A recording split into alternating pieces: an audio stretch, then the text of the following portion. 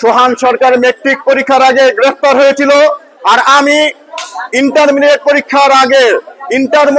পরীক্ষার আগে মাত্র 23 দিন আগে ঢাকা কলেজের দক্ষিণ হোস্টেল থেকে আজকে তোমার যে ইলিয়াস আলী, গুম হওয়া ইলিয়াস আলী, সেই ইলিয়াস ভাইয়ের সাথে আমিও গ্রেফতার হয়েছিলাম। পরীক্ষার 3 দিন আগে, ইন্টারমিডিয়েট পরীক্ষার 3 দিন আগে আমি কারামুক্ত হই। সুতরাং আমাদের ইতিহাস ছাত্র দলের ইতিহাস, পালানোর ইতিহাস না। আমরা শহীদ জিয়াউর রহমানের যেই উক্তি, দুঃসময়ে প্রকৃত কর্মীরা কখনো পালায় না, জাতীয়তাবাদী ছাত্র দল কখনো পালায় নাই। তোমরা দেখেছো দেশনেত্রী বেগম খালেদা জিয়া একজন গৃহবধূ হিসাবে রাজনীতিতে আসার পরে 1983-84 সালে 80 দশকের পুরোটা সময় জাতীয়তাবাদী ছাত্র দল বেগম খালেদা জিয়ার সাথে ব্যানগার্ড হিসাবে থেকে 1991 সালে স্বৈরাচারী এরশাদ সরকারের পতন ঘটিয়ে 91 সালে দেশনেত্রী বেগম খালেদা জিয়াকে আমরা জাতীয়তাবাদী ছাত্র দল প্রধানমন্ত্রী বানানোর জন্য ব্যানগার্ড হিসেবে কাজ করেছি। সুতরাং আমরা দুঃসময়ে পালাই না। এই যে তোমাদের যেসব নেতার নাম বললাম, আমরা আবার সুসময়ে চরিত্র হারায় নাই। জাতীয়তাবাদী ছাত্র দল সোনারগাঁ থানা শাখার কোন নেতা কোন চাঁদাবাজি, কোন দখলবাজি, কোন মামলাবাজি, কোন হামলাবাজির সাথে জড়িত না। জাতীয়তাবাদী ছাত্র দল আজকে যেভাবে খেলার আয়োজন করেছে, এই যে শিক্ষা ঐক্য প্রগতির যে মূল মন্ত্র 3 নীতি, সেই 3 নীতির একটা প্রগতিকে তোমরা ধারণ করেছো বন্ধুরা। তাই আমরা বলবো জাতীয়তাবাদী ছাত্র দলের নেতৃত্বে আগামী দিনে সোনারগাঁ ইনশাআল্লাহ বিএনপির ঘাঁটিতে পরিণত হবে। এই জাতীয়তাবাদী ছাত্র দল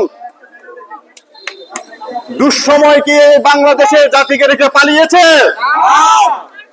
তোমরা সবাই সাক্ষী।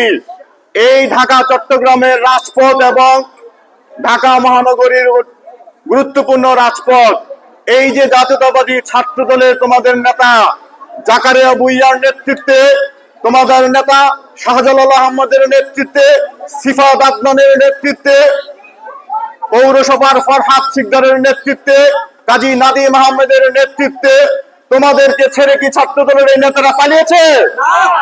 অবশ্যই পালায় নাই।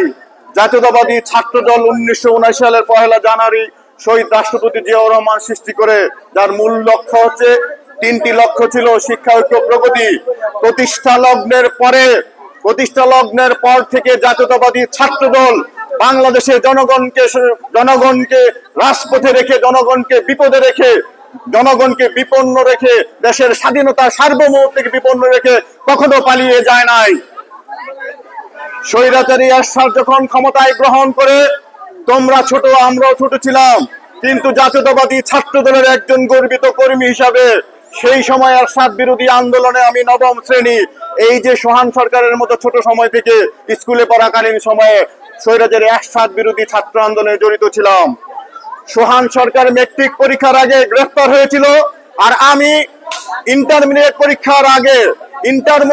পরীক্ষার আগে মাত্র 23 দিন আগে ঢাকা কলেজের দক্ষিণ হোস্টেল থেকে আজকে তোমার যে ইলিয়াস আলী, গুম হওয়া ইলিয়াস আলী, সেই ইলিয়াস ভাইয়ের সাথে আমিও গ্রেফতার হয়েছিলাম।